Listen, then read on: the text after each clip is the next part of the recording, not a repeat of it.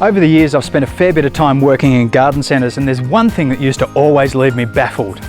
Customers would happily spend $50 or more on a beautiful plant, sometimes hundreds of dollars on a pot, and then they'd say, "Oh, and can I just get a cheap bag of potting mix to stick it in?"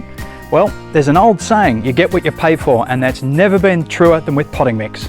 Potting mix isn't just a bag of dirt to whack your plants into. Quality potting mix is the result of extensive research, product development and precise manufacturing. There's a reason the plants you buy from the nursery look so enticing. Right from the start, they've been grown and raised in professional quality potting mix. When you put a plant into a pot, you're putting it into a very unnatural position, so you need to try and provide, in a small space, everything that plant would get if it were in the ground. But just what does your new plant need? Well, good drainage with the right levels of moisture, good structure so that the roots can breathe, good support so that the roots can spread out easily, and the right balance of nutrients. I've grown many of my plants for years from seed or cutting, so I will not risk putting them into anything but a professional quality potting mix. To understand the difference between potting mixes, the best starting point is to know what's in them. First off, check out the bag. Only a premium or professional mix will carry the Australian standards red ticks. This means it will best sustain a potted plant and promote quality growth, flowering and fruiting. Professional mix will be made with natural materials from renewable resources such as wood chip or bark. This makes up the bulk of the mix. First, it's fully composted until it has a rich, dark soil-like appearance and texture.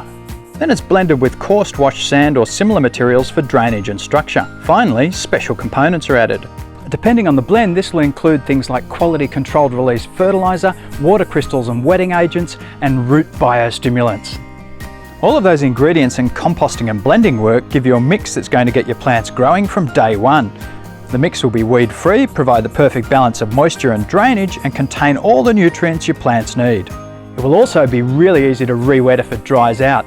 That's the giveaway of cheap potting mixes. They're prone to shrinking and becoming water repellent.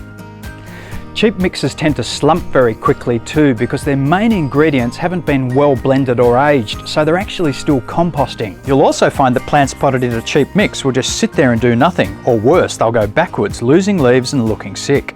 Okay, so you have your plant and you have your professional potting mix, so here are a couple of tips on potting up. If the hole in your pot is smaller than a 5-cent piece, then you don't need to cover the drainage hole with gravel or filter material. Just add your potting mix. Bring the potting mix up to the right height for the plant's root ball to sit on, remembering that the plant needs to be at the same height in the new pot as it was in its old.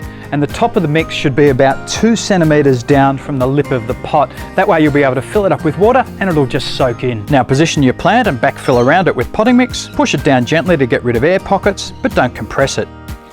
And then water well. For larger pots, you may want to do all of your potting and watering in place as they can get heavy and difficult to move around. I like to mulch my pots with decorative gravels too. This helps retain moisture and also adds a designer touch. Potting mix contains a lot of organic materials that will naturally break down. You do need to bear in mind that you'll need to repot your plants at least every couple of years, and with some faster growing species you may need to do that sooner. It's also worth knowing that there are specialised professional mixes. These are designed for the needs of particular plant groups like natives, orchids, roses and gardenias, even bonsais and bulbs. If you're putting a plant into a pot, it's because you want it to thrive, right? So I ask you, why would you put it into anything but a professional quality potting mix?